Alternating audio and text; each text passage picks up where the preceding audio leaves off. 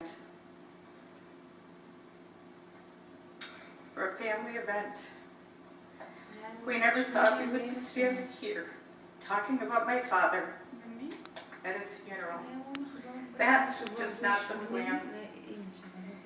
It was not even 2 weeks ago that I called on the phone from a hostel in Uganda to tell him about our travels. He was so happy to hear from me, and even though he didn't quite understand why Nathan had chosen to go and spend a year with some chimpanzees in Africa, he was so excited to hear all about our trip and our time together, ending the call, of course, with, "When will Nathan be coming home?" Because the most important thing to him was having his family around. And it is that commitment to family and friends that he instilled into each one of us that brought all of you here today to be with us on this most difficult day. The rabbi told you a bit about Dad's family and their history in Poland after the war. For us, that history was the backdrop that shaped the person our dad became. We wanted to share some of our memories and thoughts about who he was as a person. Mark, or Motek, as he was affectionately known, was born on March 29, 1928 in Poltusk, Poland, though for most of his life he thought he was born in 1930. That's another long story. He was the fourth of 5 children, born into a family of candy makers.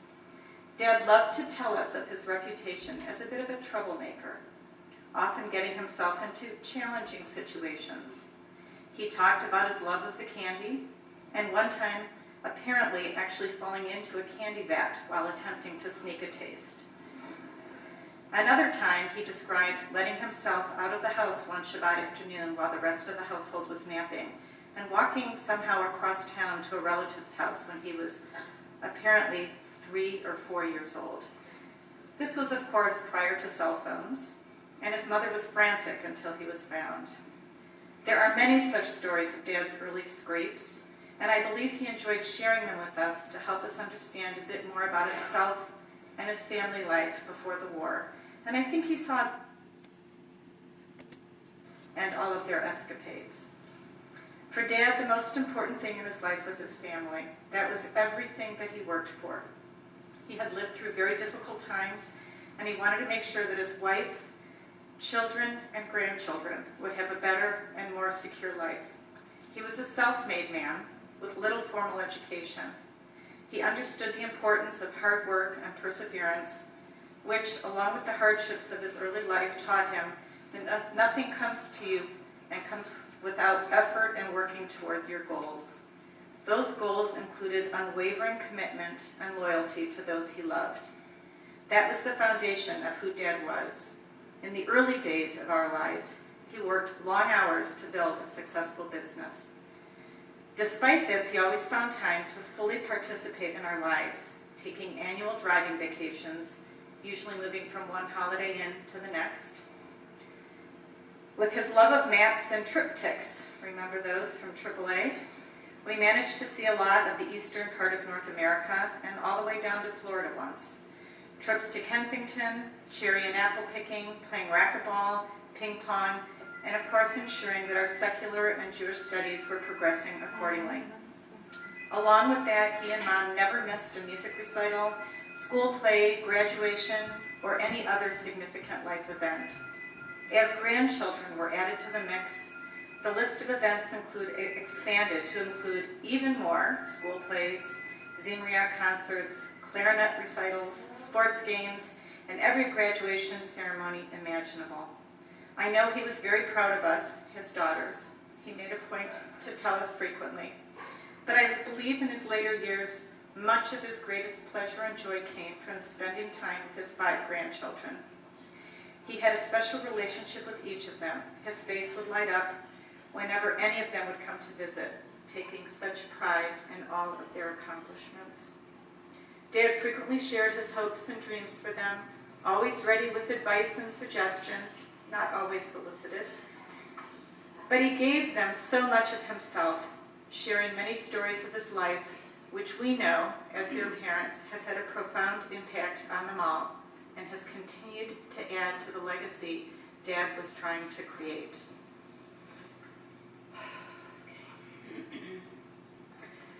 The commitment and loyalty extended past immediate family and into the community as well. Dad was a loyal friend, always there to help someone during their most difficult times. Although most of his closest friends are no longer with us, I know there are still many here today. Dad quietly gave his support both financially and emotionally, never asking for any thanks. He practiced Bikur Chovim, visiting the sick, spending time with friends and family in their homes, in the hospital, and during their darkest hours.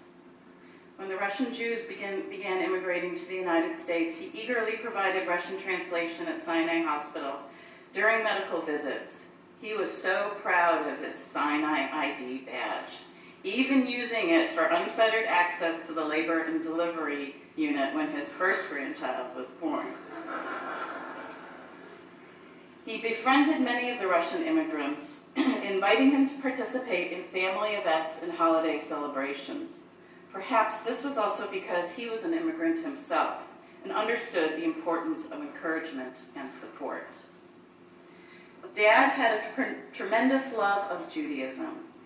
After a long tenure at Congregation B'nai David, he became a wandering Jew. Spending time at a Lubavitch shul for a couple of years, he loved the nigunim. They reminded him of his childhood.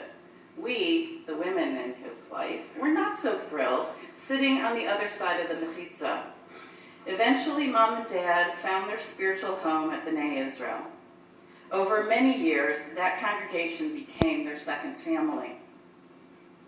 They went to shul every Shabbat and showed up now every Tuesday evening to help make a minyan, again emphasizing the importance of loyalty to a community.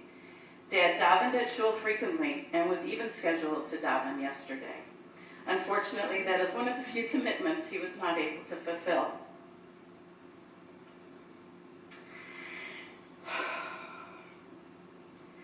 Dad also had a great love of Israel.